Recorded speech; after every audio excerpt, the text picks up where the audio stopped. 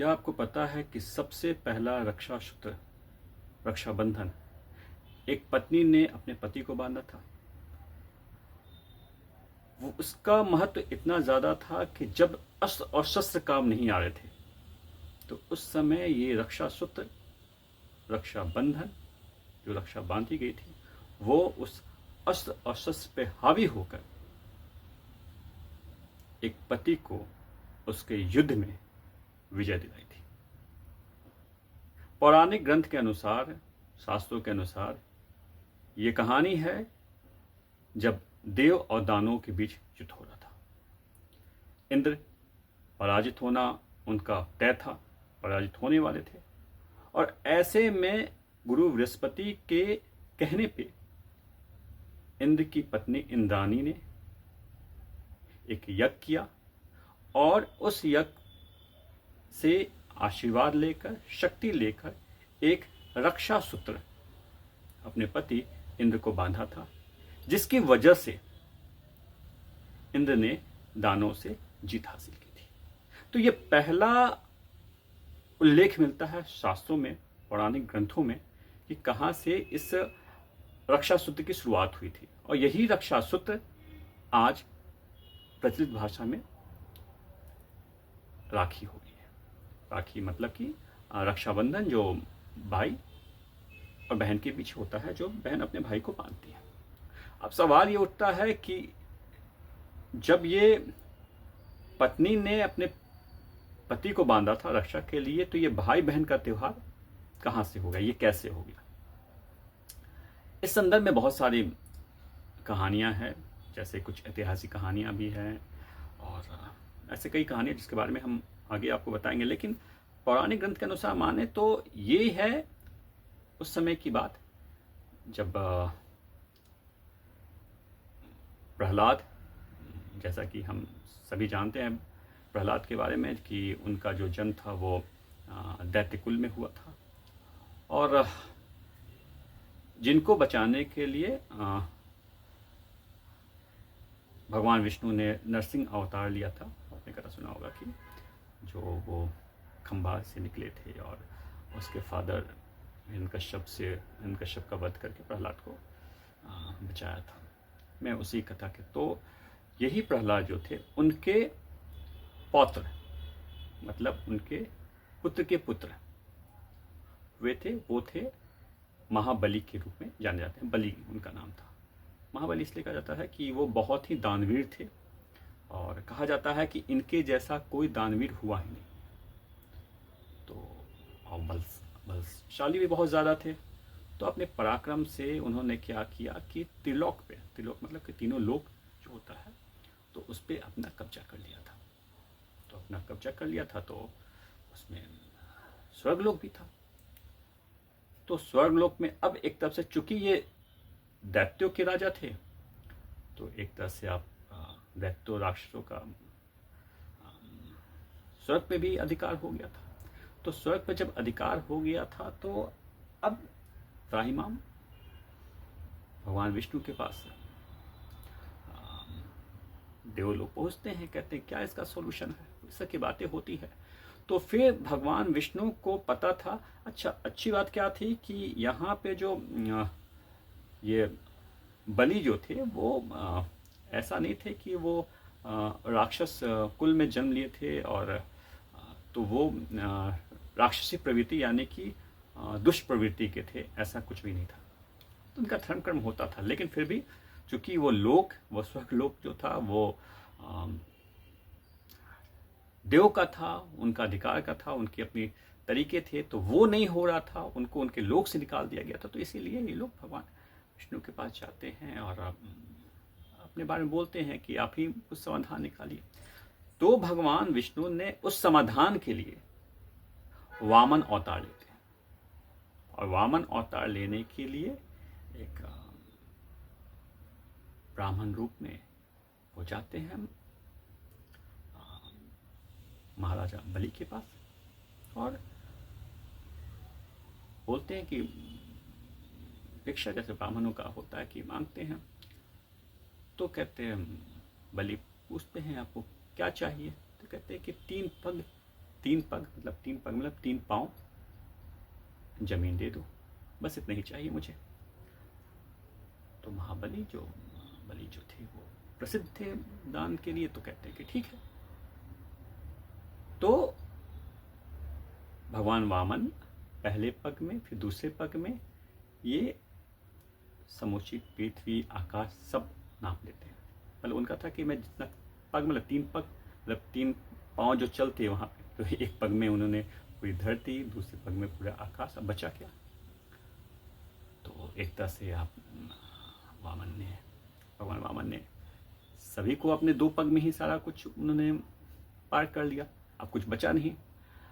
तो चूंकि बलि को, महादानी बलि के आगे जब उसको कुछ समझ में नहीं आया, तो उन्होंने क्या किया कि अपने भगवान वामन के सामने, उस ब्राह्मण के सामने अपने नतमस्तक हो गए, अपना सिर रख दिया नीचे कि जो है समर्पण भाव, अब आप देख लो, जो था वो तो मैंने दे दिया अब आपको, लेकिन फिर भी आपका बचा हुआ है, तो समर्पण भाव था।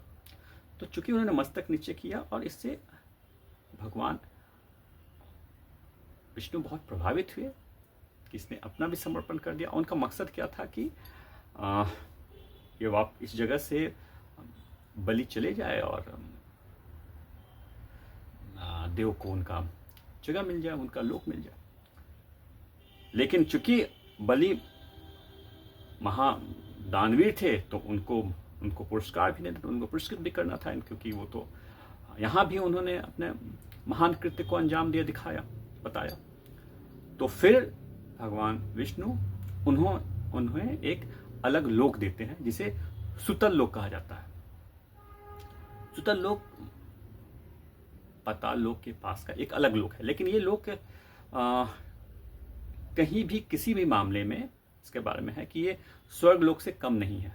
ये बहुत ही मतलब कि विशेष और उत्कृष्ट लोक है, तो उनको वो लोक दे दिया जाता है। और वहाँ पे तो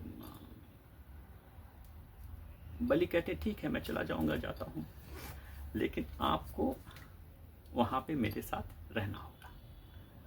तो भगवान विष्णु वहाँ पे बलि से वादा करते हैं कि मैं आपके उस सुतल लोक का द्वारपाल बन के मैं वहाँ पे आपकी रक्षा करूँगा।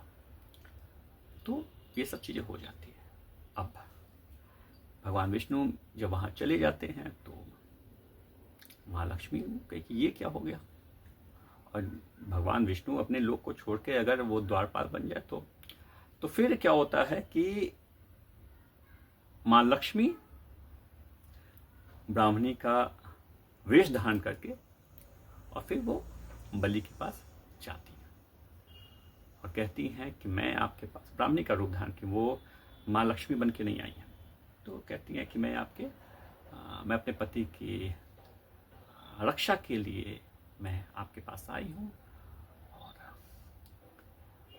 मैं आपको एक रक्षा सूत्र बांधना चाहती हूँ। उस समय मतलब प्रयोजन ये होता था कि जो रक्षा जिसको बांधा, तो जो बांधा है, जिसको बांधा गया है, तो वो उसका, जिसने बांधा है उसकी रक्षा करता है। तो कहता है, तो बलि कहते हैं कि ठीक है। और वहाँ पे वो भाई स्वरूप में कि मैं अपने भाई स्वरूप में मानती हूँ, और फिर वो बांधती हैं माँ लक्ष्मी बलि को। तो जब बांध देती हैं, तो फिर उपहार स्वरूप में वहाँ फिर अपने बारे में बताती है कि वो माँ लक्ष्मी अपने बारे में बताती है और कहती है कि मुझे मेरा पति अपने लोक में चाहिए। तो इस तरह भगवान विष्णु को वहाँ से निकालने के लिए, अपने लोक में लाने के लिए, ये माँ लक्ष्मी ने ये जो कृत्य किया था, तो ये यहाँ पे पहली बार ऐसा उल्लेखित है। यहाँ पे भाई बहन का एक पहला शास्त्रों के अनुसार ये जिक्र है, उल्लेख है। उसके बाद दूसरे ढंग से देखा जाए तो महाभारत में भी इसका उल्लेख है कि जब भगवान कृष्ण ने सुदर्शन चक्र से शिशुपाल का वध किया था, सुदर्शन चक्र से किया था, तो उनकी उसमें उंगली शास्त्रों वर्णित है, संभव कट गई थी। तो फिर उस समय द्रौपदी ने अपनी साड़ी को फाड़ के और बांधा था भगवान कृष्ण के उंगली को। तो भगवान कृष्ण ने ऐसे प्रेमवश उन्होंने कहा था कि मैं समय पड़ने पे मैं इसका उपकार चुकाऊंगा। तो फिर इसका उल्लेख आपको पता चलता है कि द्रौपदी का जब चीरहरण होता है तो भगवान कृष्ण उस समय द्रौपदी को बचाया था। तो ये जो रक्षा सूत्र ये जो है, ये अलग अलग संदर्भ में इसका उल्लेख हमारे शास्त्रों में मिलता है। तो ये सिर्फ भाई बहन का उस समय भाई बहन के लिए ही नहीं था कि जब भी कोई किसी की रक्षा चाहता है तो इस ढंग से ये चीज़ें की जाती थी। कि उसके बाद के समय में जब मुगल काल था तो महारानी कर्णावती भी बहादुर शाह के साथ जब उनका युद्ध होने वाला था तो अपनी सुरक्षा के लिए वो मुगल राजा हुमायूं को राखी भेजी थी, रक्षा सूत्र भेजी थी। तो उस समय क्या होता था, बीच में इतिहास के अनुसार जब है उस काल में बीच में समय के साथ साथ लोग अपना रक्षा के लिए भी बांधते थे। कई बार ऐसा होता था कि एक देश के लोग दूसरे देश को इस तरह के बांधते थे, और समय समय पे जब स्त्रियाँ समय के अनुसार कमज़ोर होने लगी सामाजिक मान्यताओं और समय के साथ, तो उस वक्त फिर स्त्रियाँ ऐसा अपनी रक्षा के लिए बांधना शुरू की थी। तो उस समय उनका यही होता था कि मैं आपकी रक्षा के लिए भगवान से प्रार्थना करती हूँ, लेकिन समय पड़ने पे आप मेरे लिए खड़े रहो। तो ये ऐतिहासिक संदर्भ है जिसके बारे में मैंने आपको बताया। अब सवाल ये उठता है कि तो जब राखी बांधी जाती है, आज के समय भी जब राखी बांधी जाती है तो उस समय जो राखी बांधी जाती है तो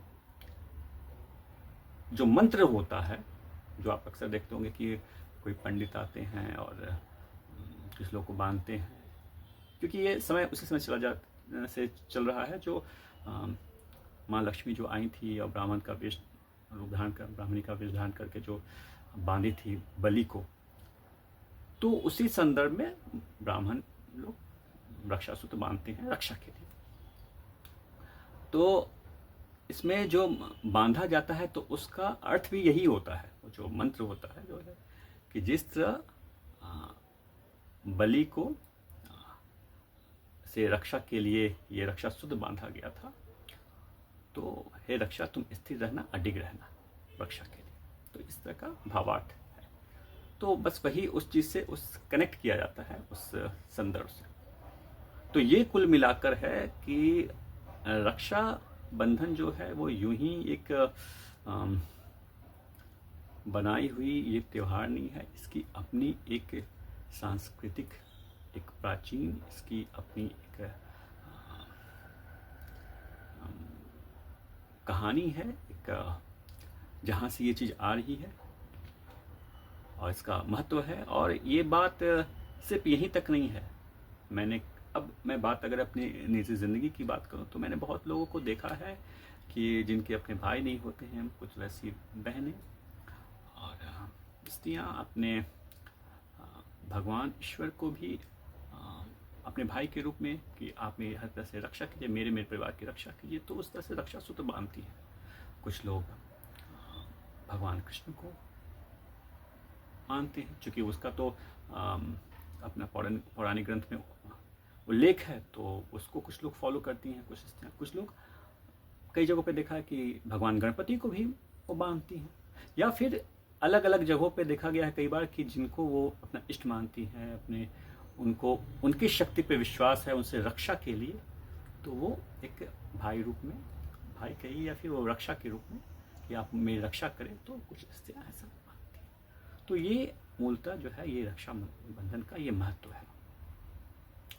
तो आप इसमें अपने ईश्वर को ही आप समर्पण भाव से आप ऐसा कर सकते हैं अगर, और ये कोई ज़रूरी नहीं है कि सिर्फ स्त्रियां ही करें, जैसा कि आपको मैं संदर्भ बताया, तो ये पुरुष भी कर सकते हैं जिनको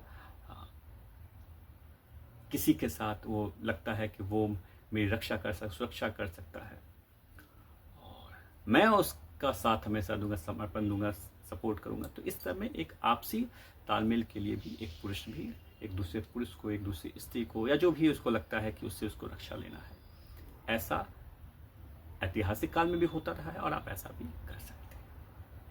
तो ये है राखी के संबंध में वो जानकारी जो थोड़ा बहुत मुझे पता था, जो मैं आप लोगों के साथ मैंने शेयर किया। ओम नमः शिवाय।